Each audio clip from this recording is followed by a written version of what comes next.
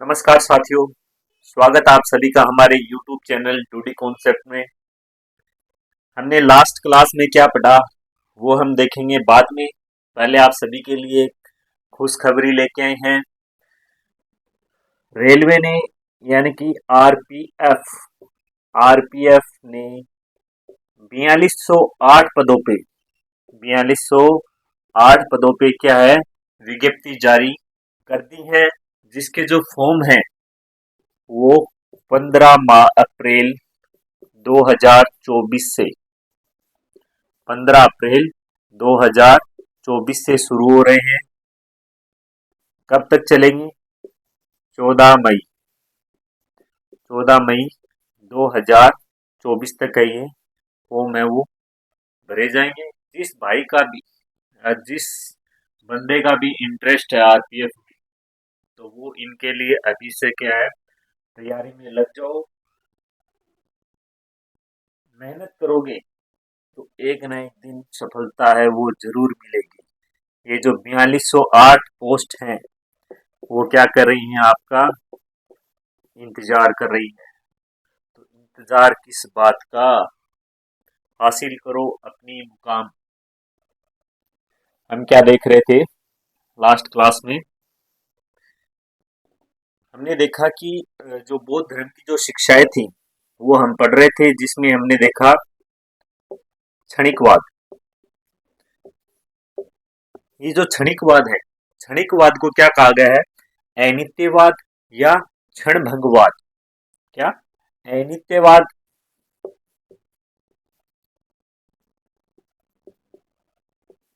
या फिर क्षणभंगवाद। महात्मा बुद्ध है, भगवान बुद्ध के अनुसार इस जगत की जो जितनी भी वस्तुएं हैं वो उन्होंने क्या बताया है? अनित्य है या फिर क्षणिक है। यानी कि जो चीज बनी है वो क्या होगी? नष्ट जरूर होगी, उसका क्या है कोई स्थायित्व नहीं है। भगवान बुद्ध ने क्या बताया कि जो जो ये क्षणिकवाद है इसका क्या हमने देखा कि एक उदाहरण लिया था। वो किसका लिया था? नदी का।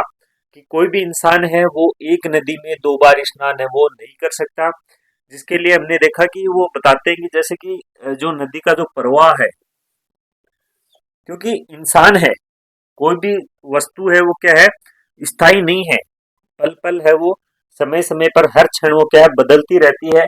तो जैसे कि हमने देखा कि एक इंसान है वो नदी में नहाने के लिए उतरा, वापस निकल गया। तो जब यहाँ से वो नदी के अंदर इंटर होता है तब से लेके वापस आता है, तो ये क्या है इसमें स्टार्टिंग और एंडिंग है उसमें भी क्या आ जाता है? डिफरेंस आ जाता है। उसकी जो एज है उसमें क्या डिफरेंस आ जाता है। साथ ही जो नदी का जो जल है वो भी यहाँ जो स्नान करता है ये जल तो आगे चला जाता है, इधर क्या आ जाता है फ्रेश वाटर आ जाता है। तो ये क्या है, ये क्षणिकवाद को एक्सप्लेन करने का महात्मा बुद्ध ने क्या है कि एग्जाम्पल है वो क्या किया था, सेट किया था। उसके बाद अगली शिक्षा थी वो क्या थी? अनात्मवाद।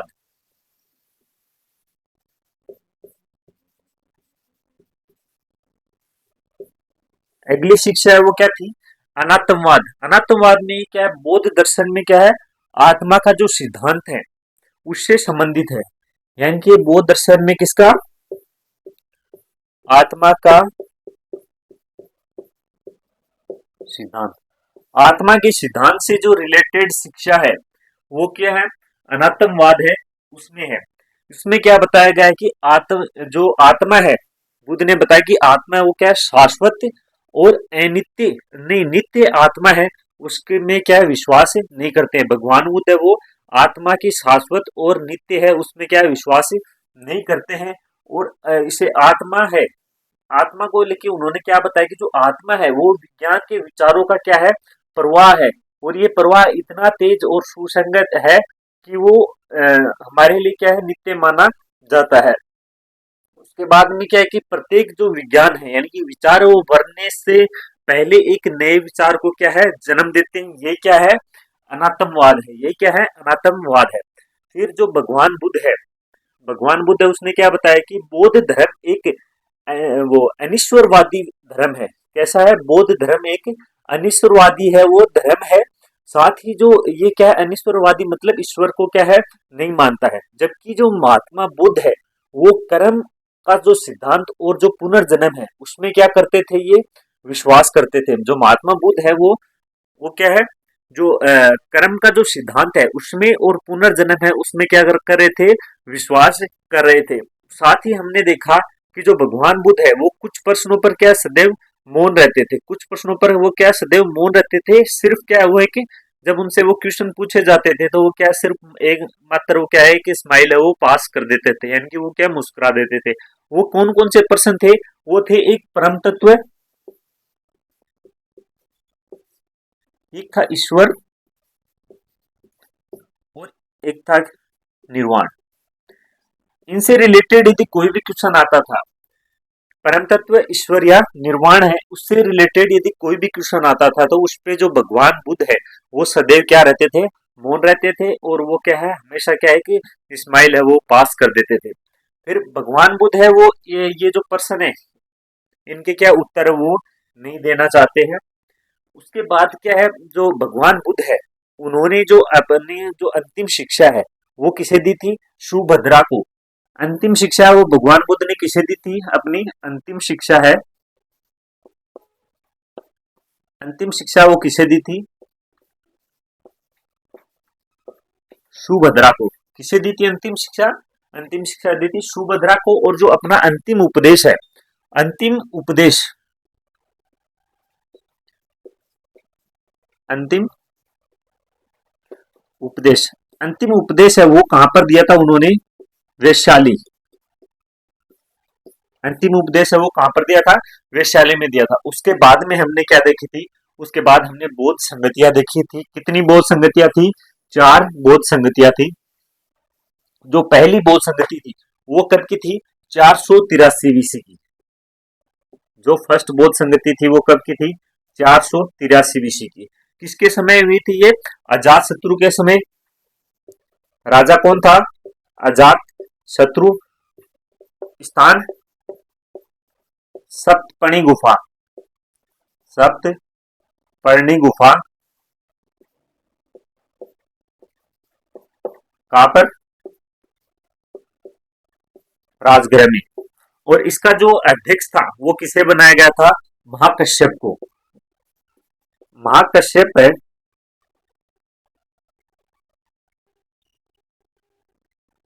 वो क्या थे, इसके अध्यक्ष थे। ये क्या थी, प्रथम बौद्ध संगति। उसके बाद दूसरी जो बौद्ध संगति होती है वो, जो सेकंड बौद्ध संगति होती है वो इसके 100 साल बाद यानी कि 383 बीसी। कब होती है, 383 बीसी में होती है। इसका जो शासक था वो कौन था, कालाशोक। कालाशोक के समय होती है। कहां पर होती है, वैशाली में होती है। इसका जो अध्यक्ष था वो कौन था, सर्वकामी सबकामिर, सार्वकामी सबकमीर। सर्वकामी सबकमीर है वो क्या इसका अध्यक्ष होता है। उसके बाद में जो तीसरी बौद्ध संगति होती है वो हर 100 साल बाद होती है। तो ये क्या 283 बीसी में क्या है होनी प्रस्तावित होती है। लेकिन 283 बीसी में एक शासक होता है, कौन, बिंदुसार। बिंदुसार जो कि आजीविक धर्म का था। किसका, आजीविक धर्म का क्या था ये, बिंदुसार। बिंदुसार है वो क्या अनुयायी था और ये क्या इसका आयोजन नहीं करवाता है। तो इसका एक बेटा होता है, कौन, अशोक। अशोक है वो कब, 251 में, यानी कि जो तीसरी बौद्ध संगति है, थर्ड जो बौद्ध संगति है वो 251 बीसी में होती है। किसके समय, अशोक, जो कि किसका बेटा था, बिंबिसार का बेटा था। और अशोक के समय होती है, कहां पर होती है ये, पाटलिपुत्र में होती है। पाटलिपुत्र में होती है। इसका जो अध्यक्ष था वो कौन था, मोगली। मोगली याद रख लेना, मोगली पुत्र तिसम, पुत्र तिसम। ये किसके समय हुई थी, मोगली पुत्र तिसम में वो कौन था, इसमें अध्यक्ष था, अशोक के समय थी। जो चौथी बौद्ध संगति थी वो, उसका कोई फिक्स टाइम नहीं है। जो फोर्थ थी उसका कोई फिक्स टाइम नहीं है, लेकिन बताते हैं कि प्रथम शताब्दी में हुई थी। प्रथम प्रथम शताब्दी थी, उसमें क्या है, प्रथम बौद्ध संघ जो चौथी बौद्ध संगति हुई थी उस समय जो शासक था वो कौन था? कनिष्क था। और कनिष्क के समय क्या ये जो संगतियां होती थी ये एकदम एकांत और शांत जगह होती थी। लेकिन कनिष्क के समय आते वक्त कनिष्क का जो टाइम पीरियड था वहां तक आते आते क्या है हर जगह क्या राजा वगैरह वो आपस में लड़ने प्रारंभ हो जाते हैं। तो क्या है कि शांति व्यवस्था वो नहीं थी। तो ये कहाँ पर इसका आयोजन है वो कराया जाता है? एक शांत जगह थी, कहाँ पर? कुंडलवन। कहाँ पर है कुंडलवन? कश्मीर। कश्मीर है, वहां पर क्या है इसका आयोजन कराया जाता है। ये जो संगति थी इसमें जो बौद्ध धर्म है उसके क्या दो अध्यक्ष बने थे, मतलब एक अध्यक्ष और एक उपाध्यक्ष। यानी कि एक अशोक गहलोत बना था, नहीं एक भजनलाल शर्मा। नहीं, भजनलाल शर्मा के तो दो दो मुख्यमंत्री है, यानी कि एक अशोक गहलोत और दूसरा क्या है सचिन पायलट, क्योंकि उसके समय क्या है एक ही मुख्यमंत्री था। तो अशोक गहलोत कौन था? वसुमित्र। और जो उपाध्यक्ष यानी कि उप मुख्यमंत्री था वो कौन था? अश्वघोष। ये जो पहली बौद्ध संगति थी, पहली और जो तीसरी बौद्ध संगति थी, ये दोनों ये बौद्ध संगतियां हैं वो तो क्या होती हैं? सफल होती हैं। क्या होती हैं? सफल होती हैं। जबकि जो दूसरी और जो तीसरी बौद्ध चौथी बौद्ध संगति थी वो क्या होती हैं? असफल होती है। यानी कि कुछ खास है वो जो टारगेट्स होते हैं वो क्या है पूरे नहीं हो पाते। उसके बाद हम देखते हैं जो प्रथम बौद्ध संगति थी उसमें क्या हुआ था। तो जो प्रथम बौद्ध संगति थी उसका जब आयोजन कराया गया तो क्या ये डिसाइड हुआ जब भगवान बुद्ध की मृत्यु हो गई थी तो जो बौद्ध धर्म को चलाने के लिए क्या है कि जो कमेटी है उसका क्या गठन किया गया। तो ये मतलब कि ये डिसाइड किया गया कि भाई किस किस को क्या इसमें बुलाया जाए। तो ये डिसाइड हुआ कि जिसने निर्वाण प्राप्त कर रखा है वो क्या होंगी, जो जो सभा है उसका आयोजन होगा उसमें क्या है वो शामिल होंगे। यानी कि जो संगति है उसमें क्या है पहली जो संगति होगी उसमें क्या शामिल होंगे। लेकिन उसमें फिर क्या होता है जो उनका जो प्रिय शिष्य था भगवान बुद्ध का आनंद, जो कि क्या भगवान बुद्ध से प्रारंभ से स्टार्टिंग से क्या ये जुड़ा हुआ था, इसने क्या निर्वाण है वो नहीं प्राप्त कर रखा था। तो फिर ऐसे कहते हैं भाई रूल इज रूल, सभी के लिए एक ही नियम है। लेकिन उपाली है, उपाली उपाली क्या था? भगवान बुद्ध का दूसरा प्रिय शिष्य था। तो ये जो उपाली है, उपाली क्या था? भगवान बुद्ध का प्रिय शिष्य था। उपाली है वो क्या था? भगवान बुद्ध का एक प्रिय शिष्य था। तो वो क्या है? उपाली है, उपाली क्या है? आनंद का जो नाम है वो नाम है वो क्या सजेस्ट करता है कि जो आनंद है वो भगवान बुद्ध को हमसे क्या है ज्यादा जानता है। काफी समय से वो क्या भगवान बुद्ध से जुड़े हुए हैं। बुद्ध के जो जीवन से जितनी भी उससे संबंधित जो बातें हैं वो आनंद से अच्छी है वो कोई नहीं जानता है। तो आनंद के जो उपाली के कहने पर क्या है आनंद को प्रथम बोध संगति है उसके लिए क्या इनवाइट किया जाता है। वो कहाँ पर होती है? जो सप्तपणी गुफा थी वहां होती है। सभी जिन्हें निर्वाण प्राप्त था वो क्या है गुफा के अंदर आ जाते हैं, बैठ जाते हैं। लेकिन जब आनंद आता है तो वो क्या है गुफा के बाहर ही बैठ जाता है। कहाँ बैठ जाता है? गुफा के बाहर ही बैठ जाता है। सभी उसे बुलाते हैं तो आनंद कहता है कि रूल इज रूल। जो भी है भगवान बुद्ध के बारे में है वो मैं आपको अच्छे से बताऊंगा। और वो क्या है भगवान बुद्ध के बारे में जो बताता है। तो प्रथम बौद्ध संगति थी उसमें किसकी रचना हुई थी? जो फर्स्ट संगति थी उसमें किसकी रचना की? सुत पिटक की। किसकी रचना हुई? सुत पिटक की हुई। इसका जो रचनाकार था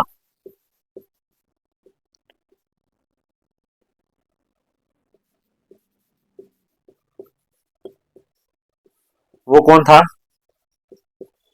आनंद। ये जो आनंद था वो क्या था? इसका रचनाकार था।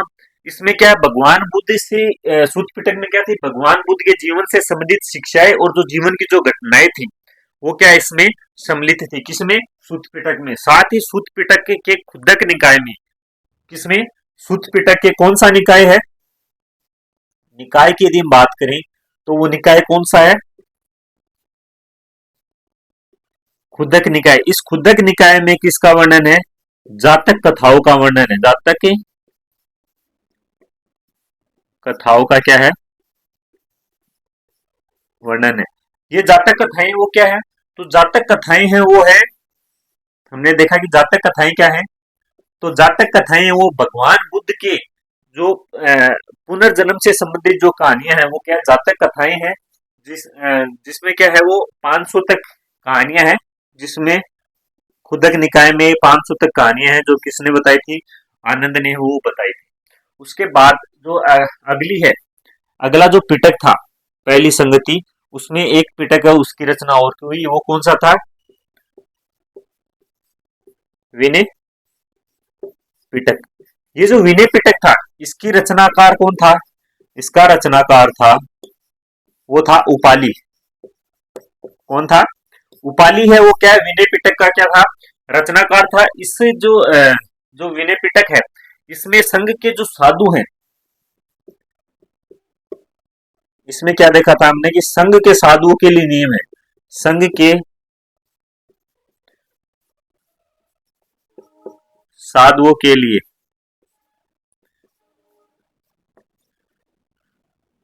नियमों का उल्लेख है। साथ ही क्या है इसमें, जो आचार विचार है साधुओं के, उनका क्या है? वर्णन किया गया है। उसके बाद में जो अगली संगति होती है, जो द्वितीय संगति होती है, कौन सी? सेकंड संगति। इस सेकंड संगति में क्या होता है? इसमें जो बौद्ध धर्म है, यानी कि जो बौद्ध संघ है, वो दो भागों में बढ़ जाता है। दो भागों में बट जाता है। कितने भागों में? दो दो भागे उनमें बढ़ जाता है। पहला कौन सा था? स्थावीर। और जो दूसरा भाग था, पहला स्थावीर और दूसरा है वो कौन सा है? महासदिक। दूसरा कौन सा है? महासदिक। यहां तक है वो क्या है, हमने लास्ट क्लास है उसमें देखा था। अब इससे जो आगे है वो हम देखेंगे। आगे है, दो संगतियां हो चुकी थी, तीसरी संगति, तीसरी बौद्ध संगति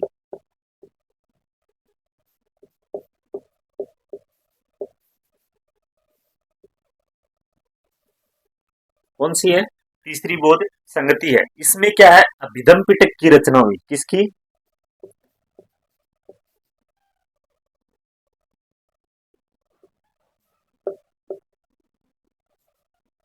अभिधम पिटक की।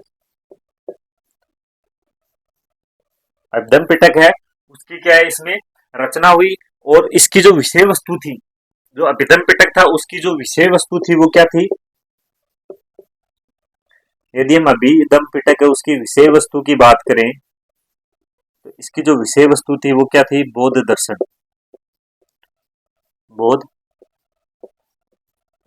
बौद्ध दर्शन है वो क्या है? अभिधम पिटक की क्या थी? विषय वस्तु थी। पिटक का शाब्दिक अर्थ हम पढ़ते आ रहे हैं, पिटक पिटक पिटक। तो पिटक का क्या है शाब्दिक अर्थ है? वो अर्थ क्या है? पिटारा। किससे लिया गया है? पिटारा से लिया गया है। तो पिटक का शाब्दिक अर्थ वो क्या है? पिटारा है। इसे संयुक्त रूप से, ये जो पिटक थे इन्हें संयुक्त रूप से क्या कहा गया है? संयुक्त रूप से त्रिपिटक कहा गया है। क्या कहा गया है? त्रिपिटक कहा गया है। जिनमें कौन कौन से थे त्रिपिटक? पहला था सुत पिटक। सुत पिटक नंबर 2 पर,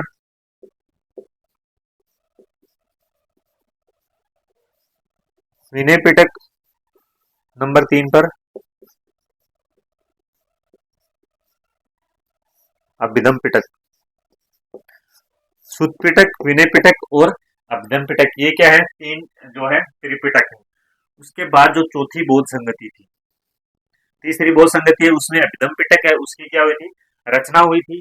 और ये जो इसकी जो विषय वस्तु थी वो क्या थी? बौद्ध दर्शन। क्या थी? बौद्ध दर्शन थी। पिटक का शाब्दिक अर्थ देखा वो पिटारा। और जो ये जो पिटक है इनको संयुक्त रूप से क्या कहा गया था, त्रिपिटक, जिनमें शुद्ध पिटक है, विनय पिटक और क्या है, अभिधम पिटक है। उसके बाद जो चतुर्थ बोध संगति हुई थी, ये थी तीसरी,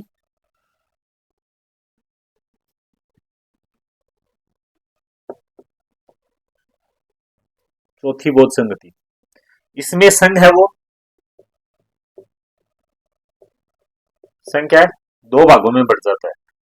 संघ वो कितने भागों में बढ़ जाता है, जो दो भागों में बढ़ जाता है। पहला कौन सा था, हीनयान, महायान। कितनी शाखाएं हो जाती है इसमें, हीनयान और महायान। ये जो हीनयान है ये क्या है, ये रूढ़िवादी थे, यानी कि ऑर्थोडॉक्स थे, यानी कि जो प्राचीन जो नियम है, जैसे कि जो भगवान बुद्ध से जो चले आ रहे हैं, ये क्या है, उन्हीं को मान रहे थे कि जो बुद्ध ने जो कहा वो ही क्या है, नियम है। लेकिन जो महायान थे वो क्या है, सुधारवादी थे, यानी कि जो रिफोर्समेंट, जो रिफोर्समेंट है वो थे, यानी कि जो बौद्ध धर्म है उसके जो नियम है उनको क्या है, पूरी तरीके से क्या बदल रहे थे। तो ये क्या है, हीनयांग वाले वो कैसे थे, ये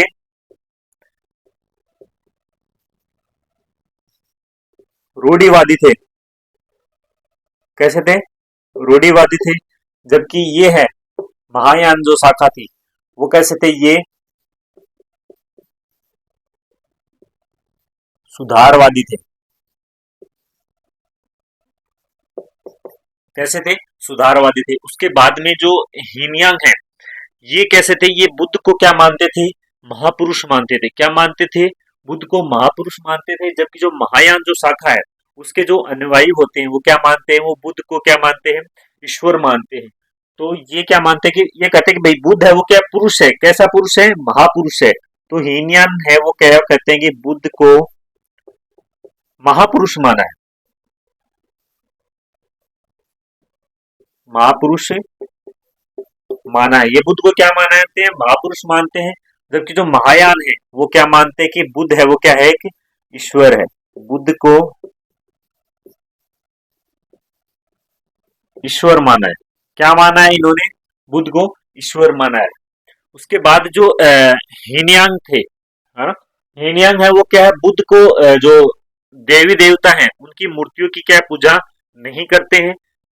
कौन, हीनयांग है वो मूर्तियों की पूजा नहीं करते हैं। जबकि जो महायान शाखा थी वो क्या है, देवी देवताओं की क्या मूर्तियां, मूर्ति है उनकी क्या पूजा करते हैं।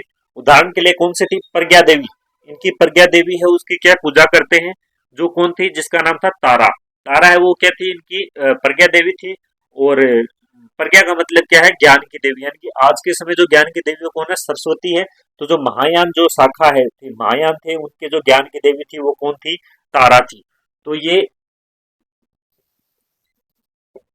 ईश्वर की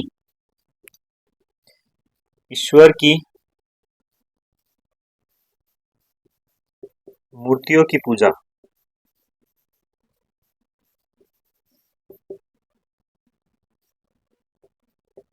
नहीं करते थे, पूजा वो नहीं करते। जबकि जो महायान जो शाखा है ये ईश्वर की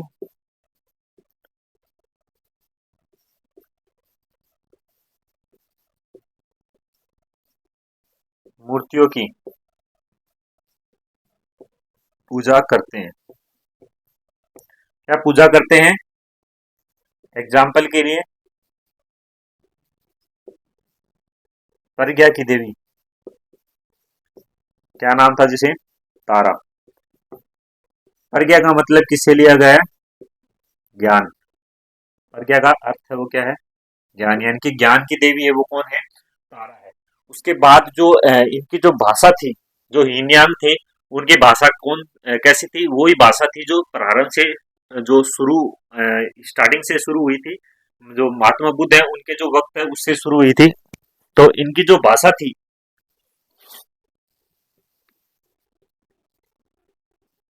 वो कैसी थी, पाली। जबकि जो महायान है इनकी भाषा है वो कैसी थी, संस्कृत।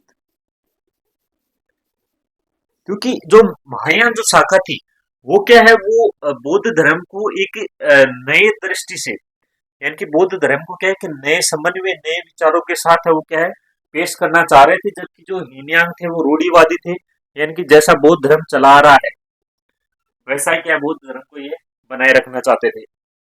फिर ये क्या थे, हीनयान थे वो व्यक्तित्ववादी थे, जबकि महायान थे वो कैसे थे, मानवतावादी थे। यानी कि हीनयान है वो कैसे थे, व्यक्तित्ववादी,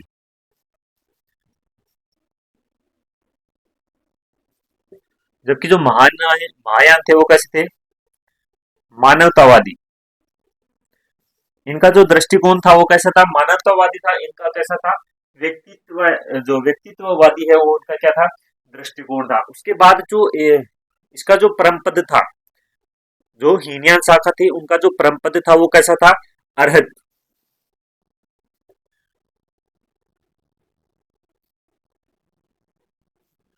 वो क्या था, अरहत।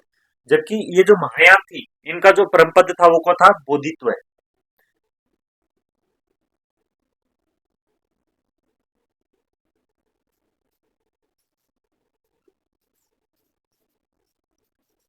इनका जो परम पद था वो क्या था, बोधित्व था।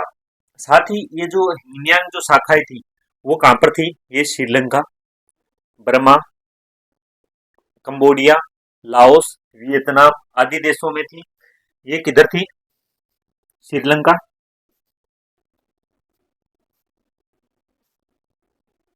लाओस,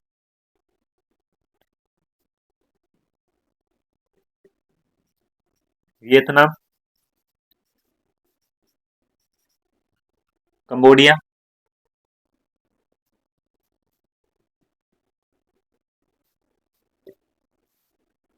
आदि जो देश हैं, कंबोडिया है, बर्मा है, आदि जो देश हैं, इन देशों में क्या थी, ये हीनयान जो शाखा थी वो जो प्रचलित थी। साथ ही जो महायान जो शाखा थी वो कहाँ थी, चीन, जापान, चीन, जापान, कोरिया, नेपाल, चीन, जापान, कोरिया, नेपाल, तो आदि जो देश थे उनमें, यानी कि जो उत्तरी जो भाग था, उत्तरी जो भाग था वहां पर कौन थे, जो महायान थे वो, उनका जो महायान जो थे उस शाखा का जो प्रभाव था वो किधर था, उत्तर साइड में। यानी कि जो चीन है, जापान है, कोरिया, नेपाल वगैरह जो देश है उधर महायान का, और जो दक्षिणी जो भाग था यानी कि कंबोडिया है, बर्मा है, श्रीलंका है, लाओस है, वियतनाम है, इनके जो दक्षिण के जो देश थे उनमें इनका प्रभाव था वो था, हीनयान जो शाखा थी उसका क्या था, प्रभाव था। कालांतर में जो हीनयान और महायान जो शाखाएं थी वो भी क्या है, दो भागों में बढ़ जाती है। तो एक बार ये देखते हैं कि हीनयान थे वो रूढ़िवादी थे, और महायान कैसे थे, सुधारवादी थे। ये बुद्ध को महापुरुष मानते थे, जबकि ये किसको, बुद्ध को ईश्वर मानते थे। हीनयान हीनयान है वो क्या है, ये ईश्वर की मूर्तियों की पूजा नहीं करते थे, जबकि जो महायान थे वो ईश्वर की मूर्तियों की पूजा करते थे। प्रज्ञा की देवी कौन, तारा, उसकी पूजा करते थे। प्रज्ञा का मतलब होता है ज्ञान, यानी कि ज्ञान की देवी कौन थी, उसमें तारा थी। फिर इनकी, फिर भाषा कैसी थी इनकी, पाली, जबकि महायान की कैसी थी, संस्कृत। व्यक्तित्ववादी थे, जबकि महायान है वो मानवतावादी थे। परम पद कैसा था इनका, अरहत था, जबकि इनका परम पद है वो कौन था, बोधित्व था। यदि हम इनकी बात करें निवास की, जो इनके जो लोकेशन है, तो ये श्रीलंका, लाओस, वियतनाम, कंबोडिया और बर्मा में थे। जबकि जो महायान जो शाखा थी वो कहाँ थी, चीन, जापान, कोरिया और नेपाल। उसके बाद ये जो शाखाएं थी हीनयान और महायान, ये भी आगे चलकर क्या है, दो भागों में बट जाती है।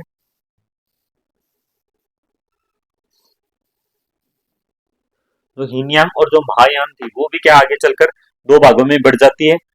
जो हीनयान जो शाखा थी वो कौन सी थी, सोत्रा सोतांत्रिक, सोतांत्रिक। एक शाखा किस कौन सी हो गई थी, सोतांत्रिक, और दूसरी कैसी थी, विभाषी, वे भाषिक।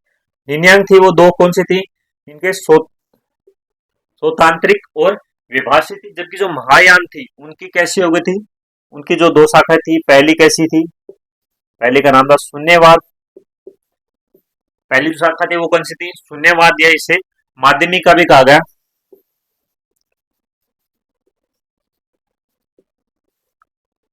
और जो दूसरी थी वो कौन सी हो गई थी, विचारवाद।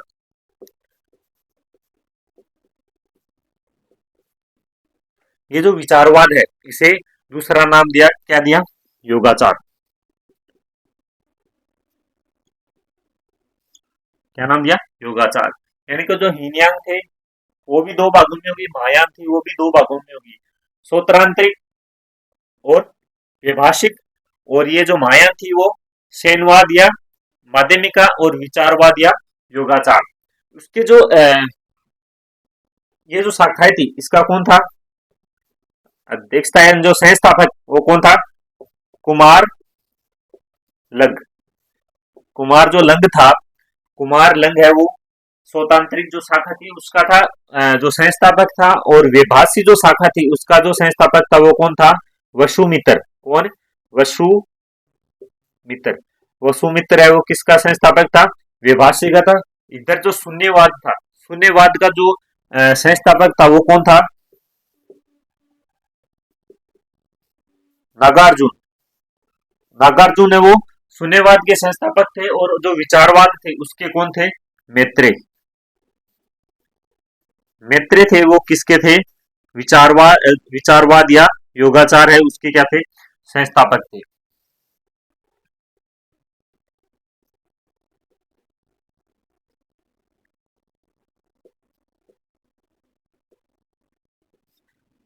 बुद्ध की जो कही हुई बात थी वो यहाँ सत्य होती हुई क्या हो रही थी, प्रतीत हो रही थी। बुद्ध ने कहा था कि जब महिलाओं को प्रवेश दिया था तो बुद्ध ने कहा था कि ये जो धर्म है ये 1000 वर्ष तक चलता, वो आज महिलाओं को शामिल करने की वजह से वो क्या है 500 वर्ष ही चलेगा। लेकिन ऐसा भी नहीं हुआ, और ये जो धर्म है वो बहुत ही जल्द है वो क्या है टूटने लगा था। हीनयान और महायान जो शाखाएं थी उनमें भी क्या आपस में मतभेद होने लगे, और मतभेद होने की वजह से ये जो शाखाएं थी हीनयान और महायान ये भी क्या है टूटकर अलग अलग होने लगी। हीनयान है वो स्वतांत्रिक, और जो महायान जो स्वतांत्रिक और वैभाषिक में थी, जिसमें स्वतांत्रिक के जो संस्थापक थे वो कुमार लंग, और जो वैभाषी थे उसके कौन थे, वसुमित्र। उधर दूसरी ओर जो महायान थी उसमें शून्यवादी और विचारवाद। तो शून्यवाद के जो संस्थापक थे वो नागार्जुन, और जो विचारवाद के जो संस्थापक थे वो कौन थे, मैत्रेय थे। इस तरीके से क्या है ये जो धर्म है, जो बौद्ध धर्म है वो धीरे धीरे क्या है टूटना प्रारंभ हो गया था।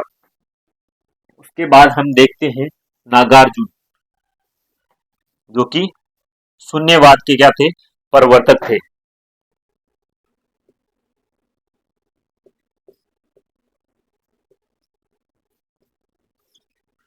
कौन, नागार्जुन। शून्यवाद के इन्हें क्या माना गया था, संस्थापक। जो मैंने देखा है शून्यवाद के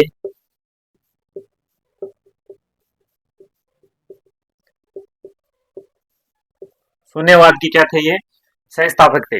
नागार्जुन ने परम तत्व को शून्य बताया, अर्थात इसकी क्या है व्याख्या नहीं, इसकी जो व्याख्या है वो क्या है नहीं की जा सकती। तो इसने क्या बताया है, जो परम तत्व है इसने परम तत्व को शून्य माना है, अर्थात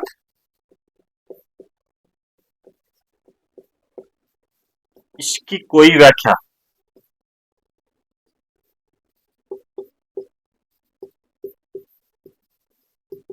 नहीं की जा सकती।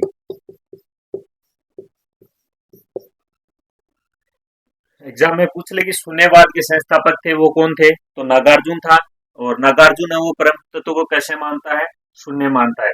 कालांतर में जो शंकराचार्य थे, कौन, कालांतर में शंकराचार्य ने ब्रह्म को निर्गुण निराकार बताया, इसलिए शंकराचार्य को प्रच्छिन्न बोध, क्या प्रच्छिन्न बोध कहा गया है। जो धीरे धीरे समय बीतता गया, शंकराचार्य है, शंकराचार्य ने क्या कहा, बौद्ध धर्म को क्या बताया, निर्गुण और निराकार बताया। किसे, बौद्ध जो ब्रह्मा है, ब्रह्मा को क्या बताया, निर्गुण बताया।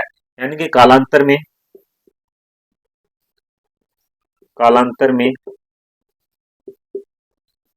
शंकराचार्य ने क्या किया,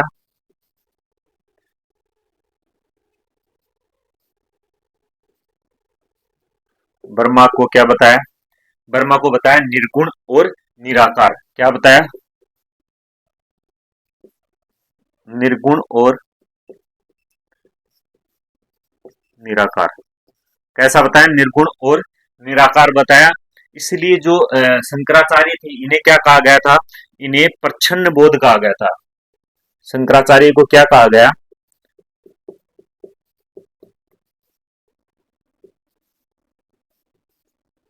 प्रच्छन्न बोध। किसे कहा गया, प्रच्छन्न बोध है वो शंकराचार्य, उसे क्या कहा गया था, प्रच्छन्न बोध है वो, उसे शंकराचार्य को कहा गया था।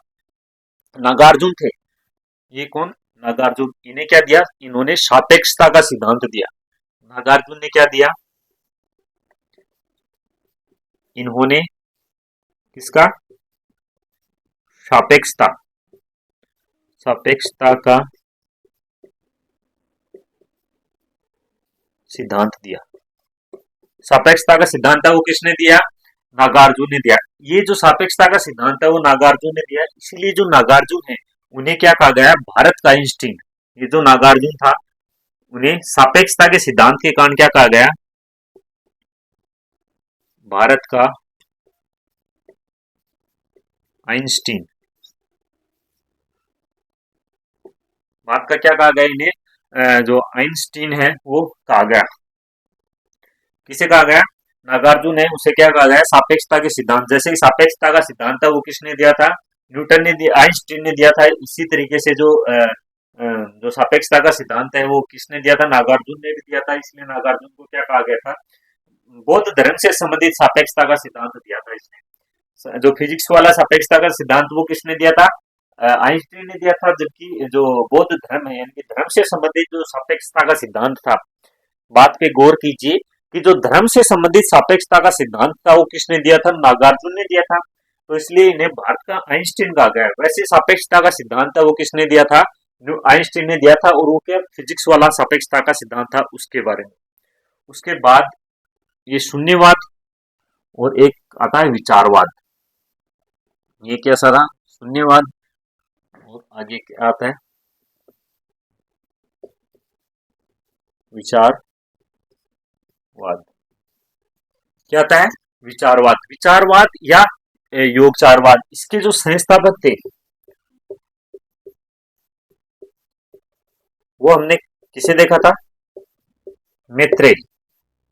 मैत्रेय, उसे क्या देखा था, विचारवाद या योगाचार के क्या संस्थापक देखा था। जो मैत्रेय है, मैत्रेय के अनुसार जो अपना जो ब्रह्मांड है, इसने ब्रह्मांड में केवल विचार या विज्ञान का क्या माना है, अस्तित्व माना है। इसने क्या माना है, इसने माना है कि ब्रह्मांड है, ब्रह्मांड में विचार, विचार या विज्ञान का अस्तित्व है। यानी कि जो ब्रह्मांड में यदि किसी चीज का अस्तित्व है तो वो क्या है, विचार या विज्ञान है, उसका ही क्या है, अस्तित्व है। इसलिए जो मैत्रेय है, मैत्रेय को क्या कहा गया है, भविष्य का बुद्ध। मैत्रेय, मैत्रेय को क्या कहा गया है, भविष्य का बुद्ध कहा गया है। मैत्रेय को क्या कहा गया है, भविष्य का बुद्ध।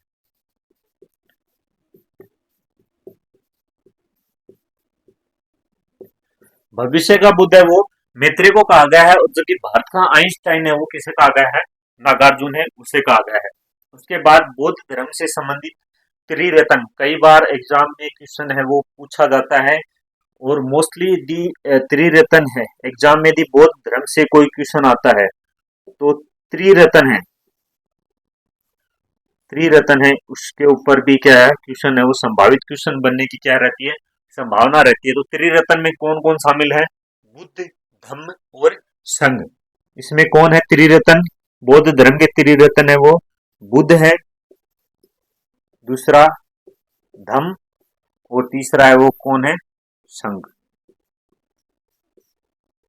संघ का हमने देख ही लिया, बुद्ध का हमने देख ही लिया और धम्म है, धम्म का हमें वो आगे देखेंगे। तो बौद्ध धर्म के त्रिरत्न है वो कौन है, बुद्ध है, धम्म है और संघ है। उसके बाद हम देखते हैं कि जो बौद्ध धर्म है उसका महत्व या योगदान, उसका जो महत्व है वो क्या है और योगदान, यानी कि जो बौद्ध धर्म है उसका हमारे जीवन में क्या योगदान है, हमारी जो संस्कृति है उसमें बौद्ध धर्म का क्या है, क्या योगदान है। तो बौद्ध धर्म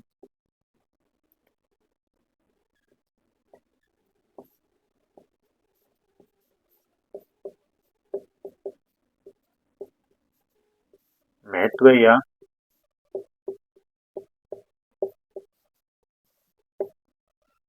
योगदान, कोई भी धर्म होता है वो क्या चाहेगा, अपना प्रभाव चाहेगा, अपना जो समाज है उसमें क्या है सुधार चाहेगा, उस धर्म से संबंधित जो लोग हैं उन्हें क्या है हमेशा एक अच्छा इंसान है वो बना के क्या है रखना चाहेगा। ऐसा ही क्या था, बौद्ध धर्म था, बौद्ध धर्म में वो क्या है भगवान बुद्ध ने क्या है, भगवान बुद्ध ने एक सरल धर्म क्या है, क्या बताया, भगवान बुद्ध ने क्या है कि सरल धर्म है, क्या बताया कि जो बौद्ध धर्म है वो क्या है कि सरल धर्म है, जो कि क्या, जो कि कर्मकांडों से मुक्त था और धर्म की क्या है सरल व्याख्या करता है। तो भगवान बुद्ध, भगवान बुद्ध क्या कहते हैं कि बौद्ध धर्म है वो क्या है कि बौद्ध धर्म सरल धर्म है, क्या है कि सरल धर्म है, साथ ही जो क्या है कर्म कांडों से क्या है मुक्त है।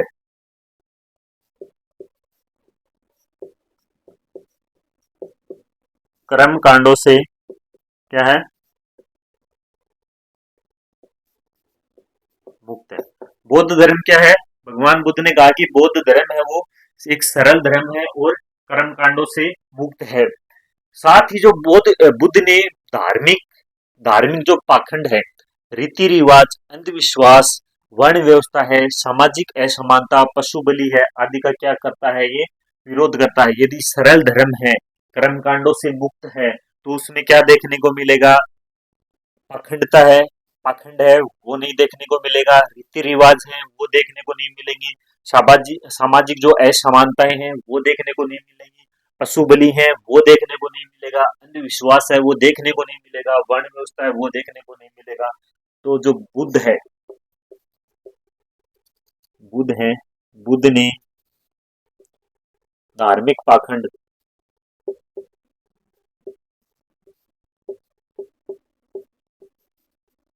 या धार्मिक पाखंड, रीति रिवाज,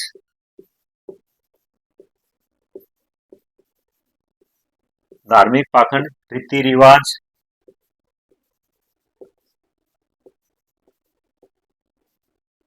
अंधविश्वास, क्या अंधविश्वास, वर्ण व्यवस्था,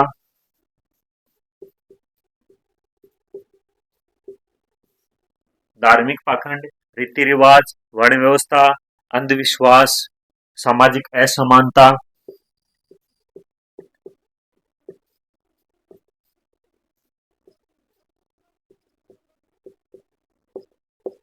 सामाजिक असमानता,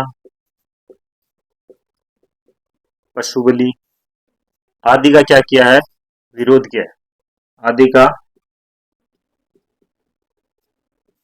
विरोध किया है। बुद्ध ने क्या है, जो धार्मिक पाखंड है, रीति रिवाज है, इनका क्या है विरोध किया है। बुद्ध ने सामाजिक समानता पर क्या दिया है, बल दिया है, क्या दिया है बुद्ध ने, सामाजिक समानता है उस पर क्या दिया है, बल दिया है। बुद्ध ने सामाजिक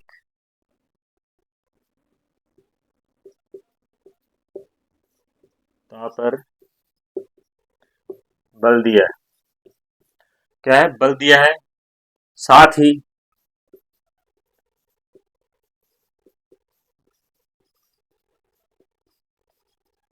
महिलाओं को भी संघ में प्रवेश,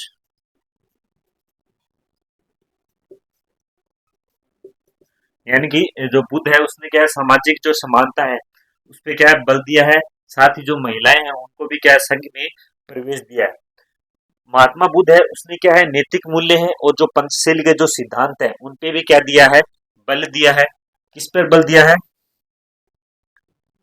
भगवान बुद्ध ने क्या बताया, बौद्ध धर्म सरल और कर्मकांडों से मुक्त है। बुद्ध ने धार्मिक पाखंड, रीति रिवाज, अंधविश्वास, वर्ण व्यवस्था, सामाजिक असमानता, पशु बलि है, इन का क्या किया, विरोध किया है। बुद्ध ने सामाजिक समानता पर बल दिया है। साथ ही महिलाओं को क्या है, प्रवेश संघ में क्या दिया है, प्रवेश दिया है। उसके बाद बुद्ध ने क्या है, नैतिक मूल्यों पर क्या है, बल दिया है और पंचशील के जो सिद्धांत है की जो अवधारणा है वो दी है। यानी कि बुद्ध ने नैतिक जो नियम है किस पर बल दिया है, नैतिक मूल्यों पर बल दिया है। बुद्ध ने नैतिक मूल्यों पर बल दिया है और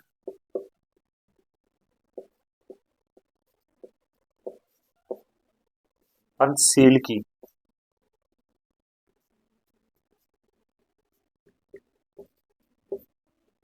अवधारणा दी है। पंचशील का जो पंचशील का जो सिद्धांत या जो पंचशील की जो अवधारणा है वो किसने दी है, बुद्ध ने दी है। तो पंचशील की जो अवधारणा है उसमें क्या है, हिंसा नहीं करेंगे, चोरी नहीं करेंगे, नशा है वो नहीं करना है, अभिविचार है वो नहीं करने हैं, और झूठ नहीं बोलना है, बेईमानी है वो नहीं करनी है। तो ये क्या है, पंचशील का सिद्धांत, यानी कि चोरी नहीं करेंगे, चोरी नहीं करनी है, यानी कि इसे क्या कहा गया है, अस्ते, क्या है, चोरी है, चोरी नहीं करनी है, हिंसा नहीं करनी है, हिंसा नहीं करनी है, चोरी नहीं करनी है, हिंसा नहीं करनी है, नशा नहीं करना है,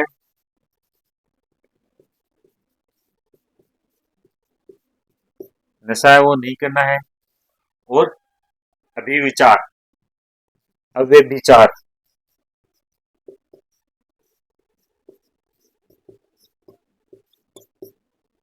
और अगला सिद्धांत क्या है, झूठ है, झूठ या बेईमानी।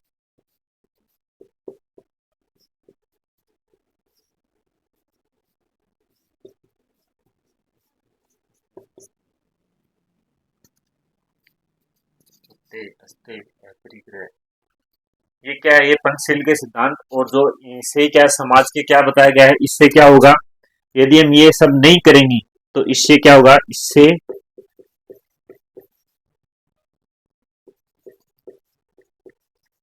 समाज के नैतिक मूल्यों में वृद्धि होगी, नैतिक मूल्यों में वृद्धि होगी, क्या होगी, नैतिक मूल्यों में वृद्धि होगी। तो बुद्ध ने क्या है, बुद्ध ने नैतिक मूल्यों पर क्या दिया है, बल दिया है, पंचशील की अवधारणा दी थी, क्या, चोरी नहीं करनी, हिंसा नहीं करनी, नशा नहीं करना, व्यभिचार नहीं करना है, झूठ और बेईमानी है वो नहीं करनी। यदि इंसान ये सब नहीं करेगा तो क्या होगी, समाज के जो नैतिक मूल्य हैं उनमें क्या होगी, वृद्धि होगी। ये क्या थे, बुद्ध के बौद्ध धर्म से सामाजिक महत्व है वो थे। और इससे क्या है, स्थापत्य कला है, स्थापत्य कला में भी क्या है, योगदान दिया है। तो स्थापत्य कला, स्थापत्य कला के तहत बौद्ध धर्म में क्या है, जो बौद्ध हैं, बौद्धों ने क्या बनाए, स्तूप बनाए, विहार बनाए और चैत्य बनाए। बुद्धों ने क्या बनाए? स्तूप, विहार और चैत्य। ये क्या स्थापत्य कला में आते हैं। इससे जो आगे का है इसके बारे में आगे हम पढ़ेंगे नेक्स्ट क्लास में। आज की क्लास है वो यहीं पे समाप्त होती है। धन्यवाद।